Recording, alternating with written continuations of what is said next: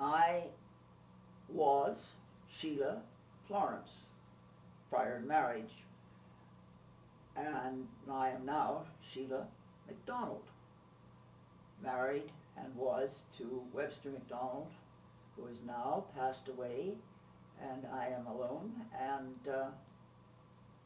that's how we all begin.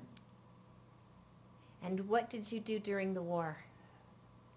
In 1942, do you want me to tell you about how the Wrens all began? Yes, please, I would.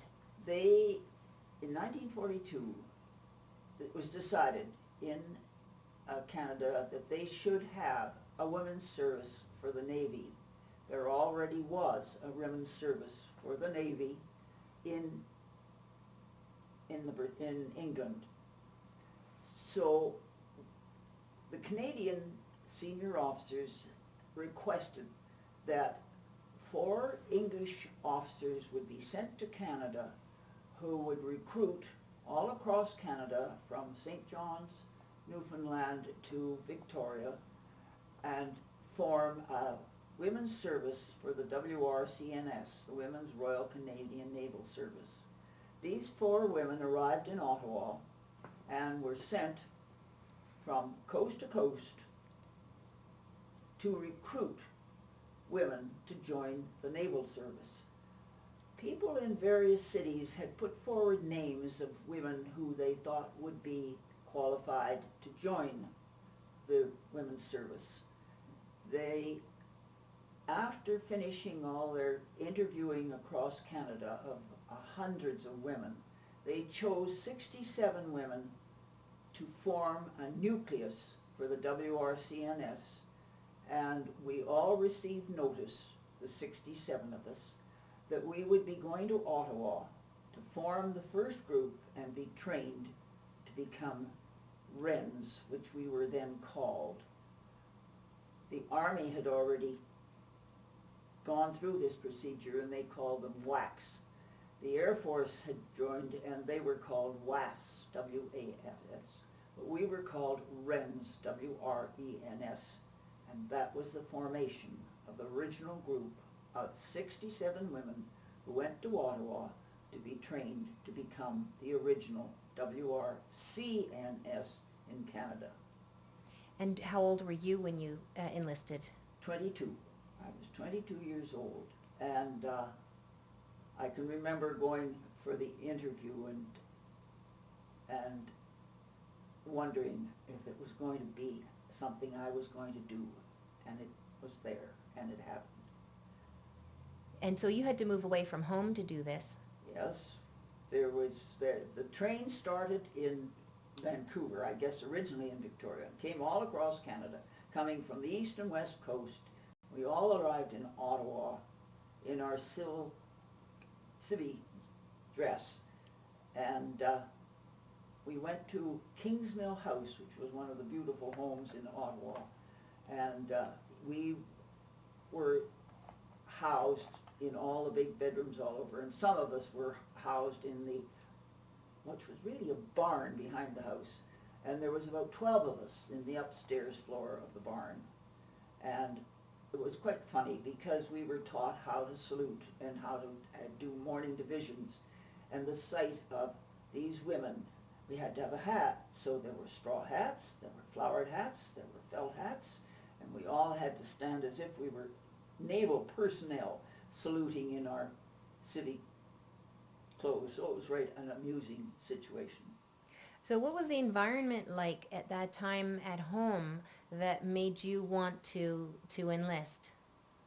Well, I had 2 brothers, both of them in the Air Force, and I was of the age 22, and the war had been on for 2 years, and I think we all wanted to take part in defending our country and doing what we might need to do for the war effort. So did you see your family at all when you were during your service? Yes, we got leave and went home. I can remember going home for the first Christmas in uniform and being terribly proud to be dressed in a naval uniform. And yes, we got regular leave, just like The men did. They didn't get as much leave, I don't suppose, as we did. Yes, we got home. So when you received your training, how intense was the training? Was it just this period of time at this Kingsmill house? No, well, once at the end of the 67 women in Kingsmill House, the senior women who were recruited at the time, most of them had a university degree, and they knew, the people in charge, that those women were going to become the original officers for the WRCNS. And they would be women with high training in their 30s and 40s, while we junior ones were going to become the original ratings. And then the women, the top women, immediately took posting at Ottawa in very major positions, and there was a whole group of that group of women who were sent all across Canada to start recruiting women to join the service. And at the end of the war, there was over 6,500 women in the Navy in Wren uniform, and they were all brought in by recruiting across Canada. By those original group of women? Well, eventually the group of women grew, and the group of women grew again. First of all, there may only be 10 women, then there would be 20 women, and so the numbers increased, and we became a very large group of people. So what was the responsibility of the Wren? Why was it necessary to have the Wrens? Because the women all across Canada, in every large city, there's a naval base where young men were trained to become cadets, sea cadets, and our position was to release all those people and allow the men to go to sea, because ships were being built and the requirement for naval personnel aboard the ships was getting greater and greater, and more women were forming all the duties that any of the men had performed on land, and that's what we did. So what were some of those duties? Well, they were very important duties to begin with. We worked in the naval offices. They were secretaries. They were called writers. Some of the women learned how to train the men as at gunnery, but the majority in the beginning we were writers and cooks and stewards and batmen and all those sort of. But as we became more and more trained, we took over more and more of the posts of what the men were doing in Canada on shore. Did your responsibilities differ from that? You were an officer. Did you have particular responsibilities that might have been above and beyond what you've just listed? Above and beyond what So what were your personal responsibilities? Well, this more senior Wrens, they became what they called unit officers, because they had a unit of, they began to open up huge naval training bases like Statacona in Halifax, and all the big bases on the west coast and the east coast. And the women took over all the duties that men might normally have held if they were ashore. We didn't actually do training of the men, but we were there doing everything that was possible to allow the men to go to sea. And your responsibilities didn't take you onto a ship. It was all land-based? Well, yes, we were all land-based. In England, the Wrens in England actually did motor transport duty, but none of the Canadian Wrens did. But a lot of Canadian Wrens went overseas and took posts in England and all the other bases that Canada had in the Navy. But I became a quarters officer, which meant once they formed these large bases, of course they had to have accommodation for the women. So they built huge barracks for the women's residence. And as a quarters officer, I was in charge of Well, I started off as a quarters officer in Galt, Ontario, where HMCS Conestoga was the original training base. And we had 5 500 women under training, and I was known as a quarters officer, and I looked after all their accommodation, their, we called it victualling, food, and their recreation, their upkeep of all their residents, their places where they lived, and it's like a big housekeeper for a university women's residence. That's the sort of job that I was doing. And then we had to look after all their entertaining and everything else that made their life more interesting. So your role was directly involved with the care of the women, and did you interact at all with the men in the Navy? We interacted with the men in that we belonged to we used the same wardroom as the men, as officers, and we knew all where they were going, who was being drafted here, who was there, and as the war went on, we knew about the ships that were going down, and we were an integral part. We were like the mother hen, in a way, to men and women who stayed at home. So you were told when the ships went down? Well, we read the news. Oh, yes, we were told, and we did know, especially if you were on either coast, because it was very close to our hearts when you knew that one of our ships had gone down and the men were missing, and that meant brothers, fathers, even grandfathers who would be lost at sea. And we knew, and we read the papers. Oh no, we were very close to everything that was going on in the service. And did you personally know some of the men that were lost at sea? Yes, I did. Yes, I did. They were fellows that we went to school with, that we knew in our hometowns, and we knew what it meant to their families for the loss. And there was huge loss when the ships, how many ships went down, I don't really know. But it was the same thing when it was men were over lost. 200. Hmm? It was over 200, I think. Over 200 ships? Ships went down, and how many people aboard those ships? Some of those were big, large ships. Some of them were small, so they would lose, I don't know how many people were aboard.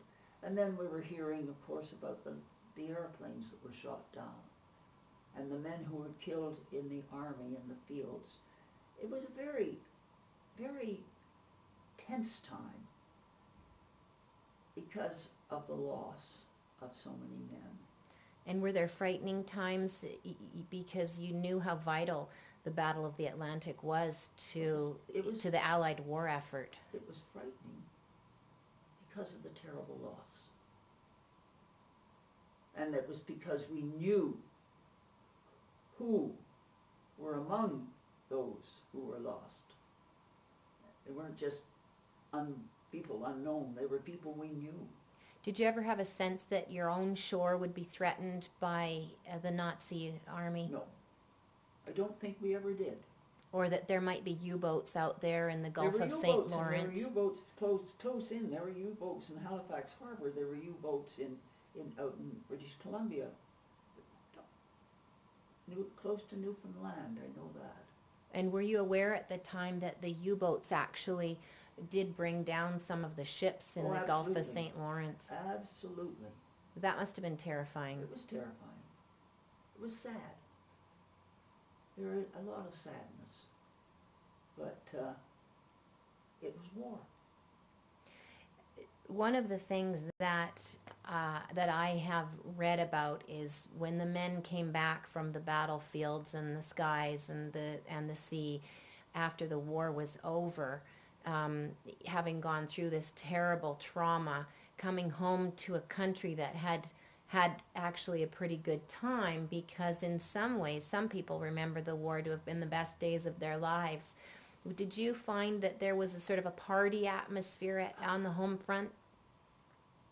There was, because we were so safe, and there were, to keep up morale, there were lots of wardroom parties and celebrations of the homecoming of people who came home and were safe. And then again, there were the hospitals. And I, as a quarters officer, one of my duties when I was certainly in a larger city was I would go to the hospitals to visit with the, I can remember the burn victims at the hospital in Toronto, and then go to visit the men who would be swathed in bandages. All you could see was their mouth, and I was a smoker at the time, and I would light cigarettes and put them in their mouth so that they could have a smoke, because I knew that that gave them great pleasure. But it was just to go and visit with them and ask them about their families and say, have any of they seen any of their families, were they being visited? But most of them had no families to come to visit, so that's why I made a strong point of making regular trips to Christie Street Hospital, Charlie Park Hospital, and Lady Neaton had a hospital out in the country. That was mostly burn victims. And that was what brought you close to the fact there was a war. So the burn victims were all the naval men who'd been out? No, Naval, Army, and Air Force. Oh, you got them all. There was no segregation. There was just burn hospitals where the burn victims were taken, because they were special. They were very special. And I think, as after I've forgotten what the name of it is, but the men who were burn victims have had then, of course I think they're pretty all be gone, such a camaraderie among themselves because they were special. Their treatment was special. Do you remember any light moments during the war? Oh, well, I got married during the war. If that wasn't a light moment, I don't know what was. Yes, there were light moments because there were the people, men coming home, and there would be celebrations because they were safe, they were home, they were having a leave, and there were parties, and we in Canada we were so safe, and there were celebrations of all kinds that we'd have parties in the wardrooms, we would have parties. I can remember one party, it was in Toronto, and I think it was Simpson's store before it became Simpson's Here's. And there was a big celebration, and it was being held at the store. And it was to entertain all the women who worked in the store, not only in Sears, but in various other stores. And they were going to have a big dance, because these women were all alone. There were no men. They'd all left, Air Force, Army, and Navy. But they was going to have a big party, and they had the tri-services sent in. Well, I know they sent, my young brother was stationed in Toronto, and he was AC-2. They were just young fellows who were sent to the hotel. There were going to be 3 big bands, and it was going to be food, and they were going to have dancing, and that sort of party took place for morale. It was wonderful. And I, at that time, was engaged, and I went to the party with my about-to-be husband later, and I was one of the most junior Wrens, and so was he, and we were there at the party with brigadier generals, air vice marshals, commodores, and here were these 2 young sub-lieutenants parading down to open this big dance, and I heard a voice, and it said, "Hello, Sheilah," and it turned out to be my young brother. And he looked, I couldn't believe that in this mass of senior officers was his sister.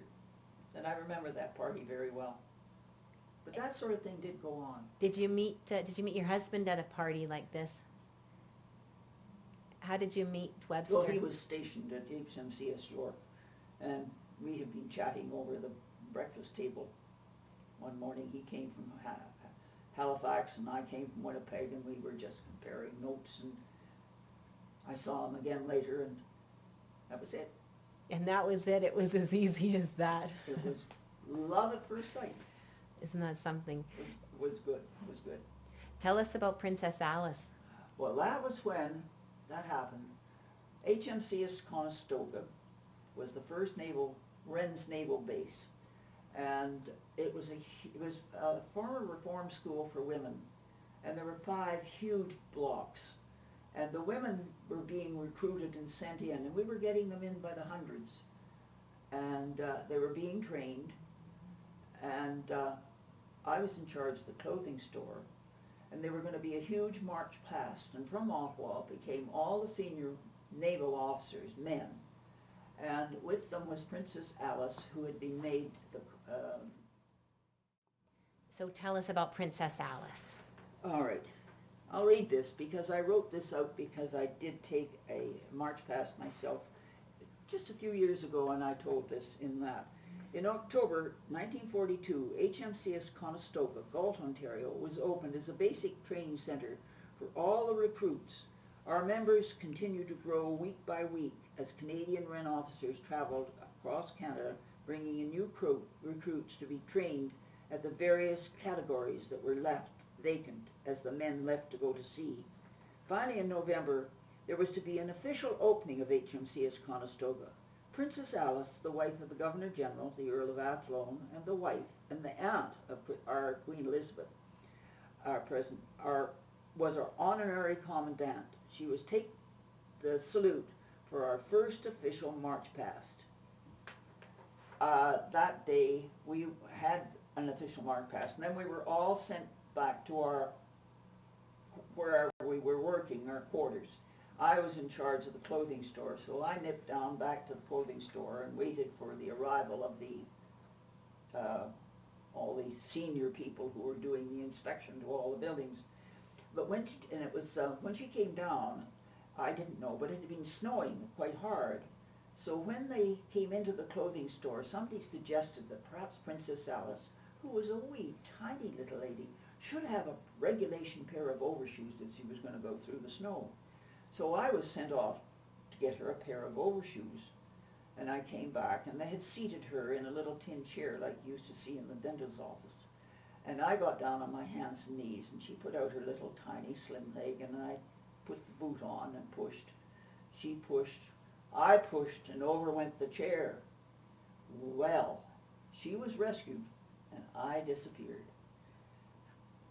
About 6 months later, I received word that I was to be sent up to Ottawa to become commissioned to become an officer and take an officer's training. Well, when that period is over, we went to Government House to receive our commission, and of course Princess Alice was going to give us our commission. And as my name was called, I came up in front of Princess Alice, and she looked up at me and she said, "You and I, my dear, have met before, under rather close circumstances." It was true. That's such a great story. It was true. Tell me, what was it like when the war was over? What was the atmosphere like at home? Well, it happened for over a very long period of time. People were coming home for a year or more, so everybody was rejoicing. I can remember I was in Winnipeg, I guess I had, when the war was over, and I can remember going down to the barracks at HMCS Chippewa, and it was jubilation belonged, in all words. But I was also in Montreal when, what was it called? I've forgotten. I forgot. We have to leave that one out because I can't remember. But one big celebration was at the end of, doesn't matter, I can't tell you. In Montreal. In Montreal. Yeah. And they were dancing in the streets, and they were crowding into the... Was that VE Day, maybe? VE. That's VE Day. That was VE, it. Victory VE Day. Europe. And I happened to be in Montreal, and I was going, and I got on a tram, and I had a very frightening time because it was all men, and they were all had lots to drink, and I must admit I got off that tram in a hurry because I was a little bit worried about their celebrations. But the jubilation was beyond words. No doubt some people got out of control. Yeah, they did. Yeah. Not really. They were celebrating. Why shouldn't they? Yeah. It was a wonderful time.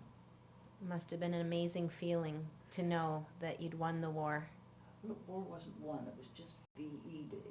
Right, there was still We had the lots war in of war Japan. going on after that, because it wasn't all over in 1945. And VE Day was what, 40? Well, it was earlier in 45, May 45. Earlier, yeah. Yeah. And then, and did you continue to serve through Oh, that whole absolutely. period? When did you become, what do they call it, demobilized? Huh. No. Well, I got married before my husband went over, and I got compassionate leave and went home because I was expecting a baby. And what was your question? I was wondering when you left the Army. Well, that's when I left. Or not the Army, rather the Navy, sorry. The war was over I think I was demobilized in June or July, and the war was over in August. It was just almost before the war was over. Yeah. And I went home, and then I waited for the birth of the child and my husband to come home. And where had Webster been serving? He was over in Scotland. He was a gunnery officer. He was a gunnery officer in Scotland. What were his duties during the war? Well, I wasn't there, so well, he was training. All the men were. There was a huge training school in Niobe, and he was training gunnery people in Niobe. Did he serve overseas for the whole duration of the war? No, he didn't come in like so many men, and so many. They came in.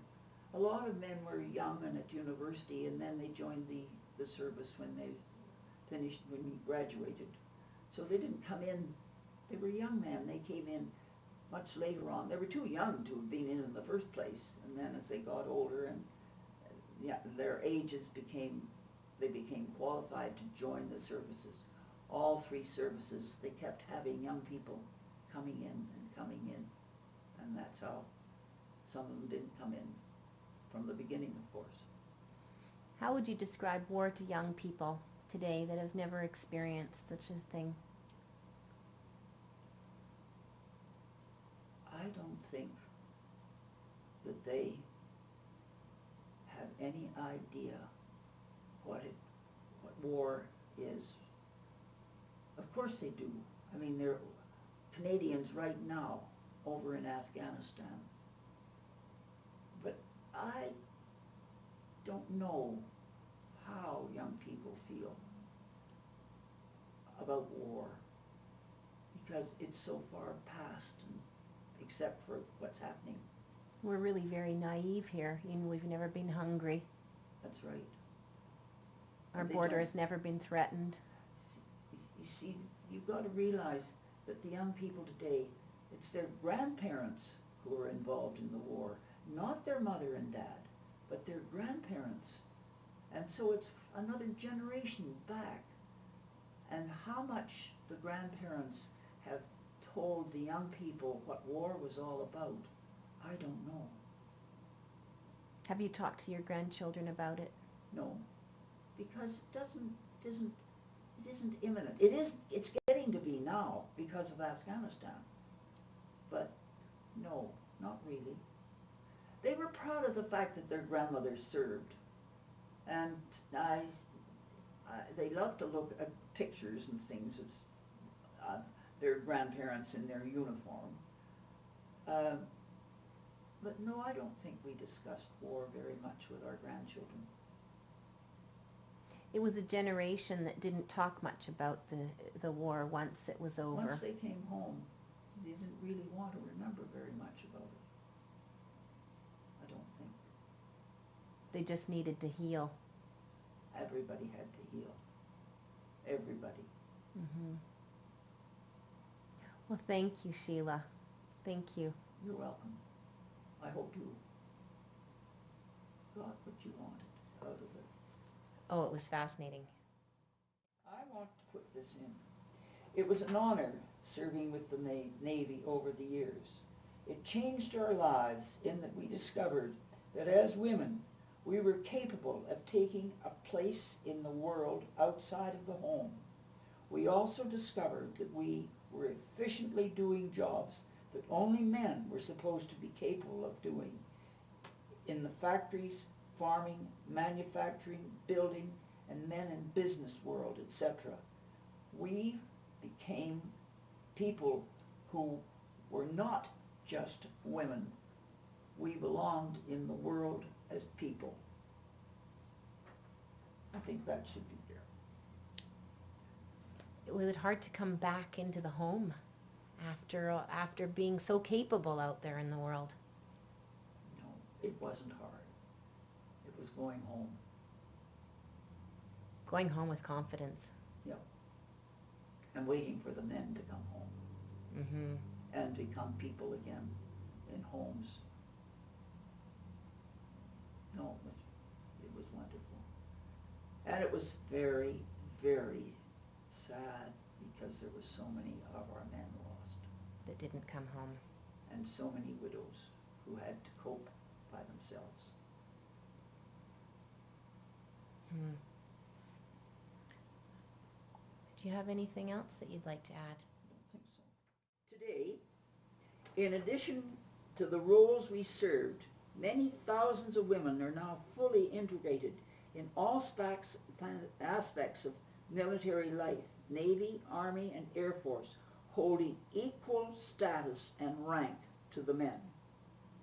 What a wonderful accomplishment. We are now on equal footing.